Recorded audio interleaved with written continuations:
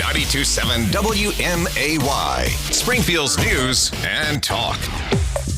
Lame duck session's been anything but lame. We will talk later this hour about the new updates for the gun ban bill that we thought would happen late last night in the Illinois Senate, but it didn't happen. They instead passed a measure to increase lawmaker pay alongside $1.7+ billion of spending your tax dollars. But a whole host of other things have happened since late Thursday into Friday when the House passed their gun ban bill, to Saturday being canceled, and then Sunday the Senate coming in and changing that gun bill, but all kinds of things happening in between with other legislation, and that's kind of what we'll cover right now. You can always chime in live and local at 217-629-7970. You can also email bishoponair@gmail.com or find me on Twitter, Facebook, YouTube. Just subscribe there. You can stay updated here and comment all over the place with all those channels. But let's go ahead and get into it.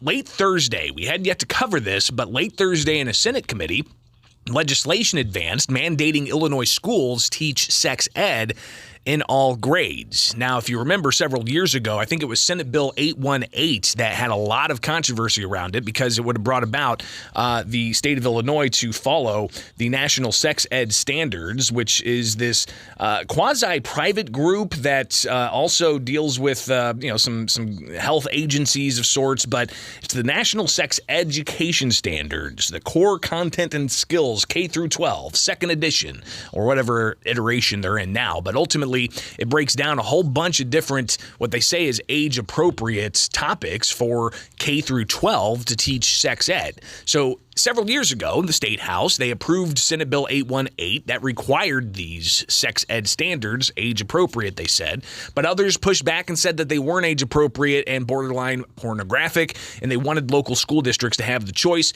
A couple of years ago, Senate Bill 818 did that. It gave local school districts that choice. But they were looking to change that. In a Senate committee, they brought up House Bill 5188, an amendment that was brought forward by State Senator Ron Villavalum out of Chicago. He wants to now mandate the sex education standards for K through 12 for all public schools. That was met with pushback from State Senator Sue Rezin, State Senator Terry Bryant, and even Democratic State Senator Linda Holmes. We'll hear that now, the back and forth, the exchange during the Senate committee late Thursday, when they ultimately went through and decided to pass out of committee this legislation to require sex ed standards across the states in each K through 12 school. The Illinois State Board of Education survey of school districts that has recently occurred, nearly 70% of school districts that responded to the survey in Illinois do not provide personal health and safety education or sex health education to their students during school year 2021 to 2022. I believe all students in Illinois all Illinois public school students need and deserve age-appropriate, medically accurate, and inclusive instruction that will affirm them and help them to be safe and healthy. That's what this legislation here does today. The standards went too far, and that's why we are seeing tremendous pushback by the school districts and their school boards, and we believe in local control because what's acceptable in certain areas of the school may not happen in other states. Look, it's 10:46. I understand. In lame duck session, and there's nobody here from ISB. And we're talking about ISB standards, and no one's here. I would ask you to pull the bill until ISB at least can be here to testify. When you're having it at 10 o'clock at night, 10:30 at night, having a committee at 10:30 at night, and there's nobody here from ISB, that's scandalous. That's what makes people of Illinois hate our government. And it's not right. And you're better than this. My concern in seeing this bill, and I'm really upset with this because I've been talking with a lot of my friends who are teachers, and what I keep getting back is literally, if the state of Illinois passes another mandate, we're already not meeting all the mandates that we have because, quite frankly, there aren't enough hours in the school day to do it and still teach math and science and English and the education that our kids need. I guess I'm just saying we almost need to take a step back and let's take a look at all the mandates we're imposing upon our schools and find out, is there any way to really fit them into a day or the week or whatever in order to cover them all? And I'm just not sure there is.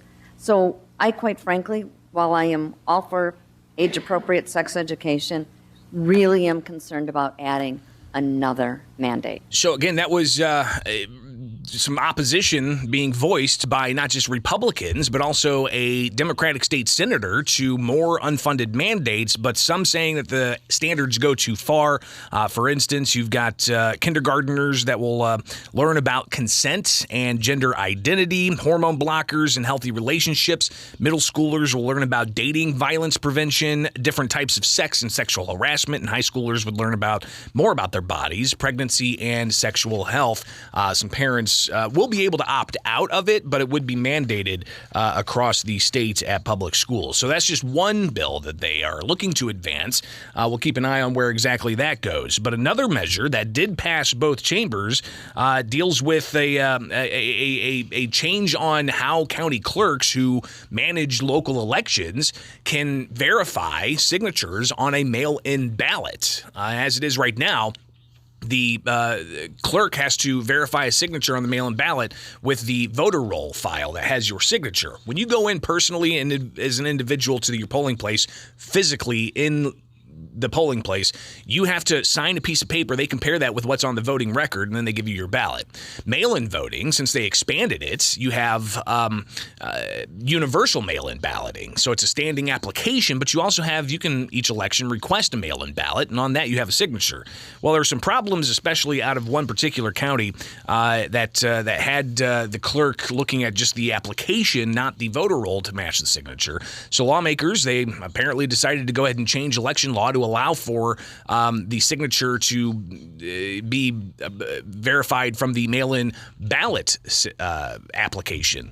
We heard this back and forth on Friday afternoon as the House debated this. You'll hear State Representative Curtis Tarver, State Representative Amy Ellick, and State Representative Ryan Spain going back and forth about this provision to change which signature county clerks can look at when it comes to mail-in voting. And then additionally, with vote by mail, there's an opportunity, which we believe there's always been the opportunity for this, we're clarifying it now, to check the voter registration or the signature on the application as it relates to the ballot for vote by mail.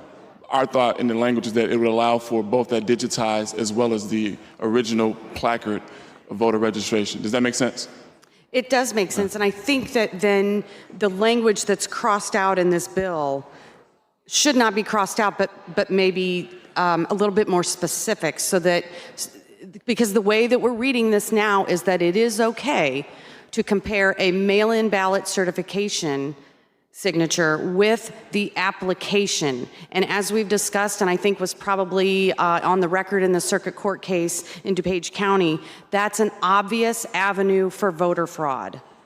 That if someone receives the, hey, do you want to do a mail-in ballot at their home, they could fill that in for a family member, request the ballot, sign it themselves, get the ballot, vote the ballot, sign the ballot certification, send it back. And if that ballot comes back and all they're comparing it to is the application, that's not a comparison at all. So I want to make that clear that this is not going to,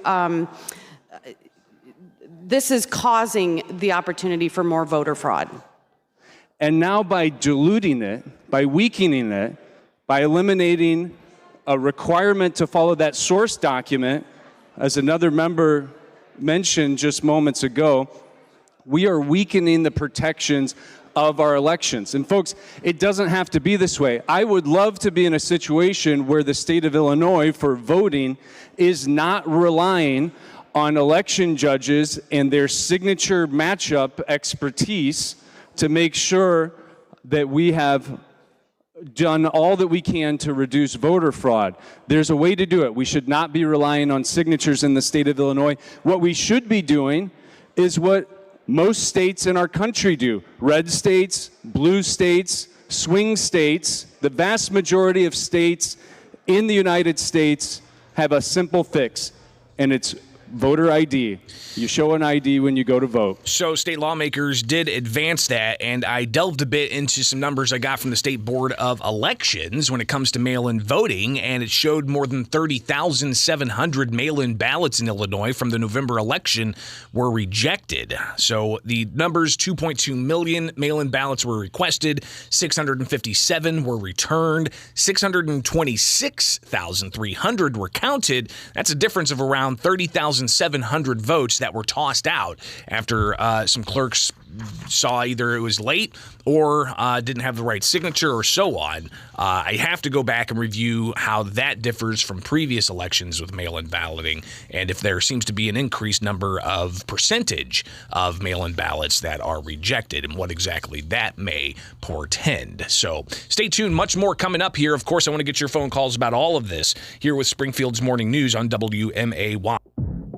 We've been talking about some of the action at the Illinois Statehouse over the weekend with lame duck session, and still to come this hour, we will talk about the proposed gun ban and gun bill that's in the Illinois Senate now after the House passed a version. So that's coming up with your phone calls. But they had a lot of action over the weekend, including dealing with wind farms and renewable energy projects and what kind of regulations local counties can put into place to regulate these projects. It is Springfield's Morning News. I'm Greg Bishop on WMAY, and let's go ahead and now hear the debate on the Senate floor yesterday that dealt with saying that counties can't do certain things when it comes to regulating wind farms. You'll hear State Senator Bill Cunningham explain his bill, but then State Senator Chapin Rose, he blasts the measure on a variety of different fronts, including worrying about the wind farms not being able to allow weather radars to track tornadoes. So here's just some of that debate on the Senate floor late yesterday here with WMAY. We have a number of areas in the state, in the prime regions, particularly for wind development in the state, that have very reasonable siting rules, and we've seen all sorts of development. We have other counties that have much more restrictive rules in place, and that has stymied development. And that's what we're trying to address in this bill by allowing for local input, but putting guardrails on how restrictive those siting requirements can be. We got plenty of this. If you let it work, you'll get plenty more, but it will be in places where locally elected officials have said, yeah, that makes sense. That makes sense to put it there. In one study, they estimated 573,000 birds were killed in a year at a single 51,000 megawatt installation. Of those, 83,000 were raptor birds. Why is that important? Because they're the ones that keep all the other species in check. They're the ones who eat mice and rats that prevent vermin from spreading disease. Oh, monarch butterflies? Let's screw that up too. Why is that important? Because we need to eat. So that was a little bit of the debate back and forth. Measure was approved by the Senate and now can be taken up by the House for their consideration. The final day of lame duck session is Tuesday. So a lot of action on a variety of different fronts, from sex ed standards to mail-in voting to wind farms and county regulation. Plus, don't forget that lawmaker pay raise that both chambers approved. That can now be sent to the governor for him to sign himself a raise, along with other constitutional officers and executive agency directors. So those are just some of the things. But coming up next, we will talk with you about the latest iteration of a gun control bill. So stay tuned. That's next here with Springfield's Morning News.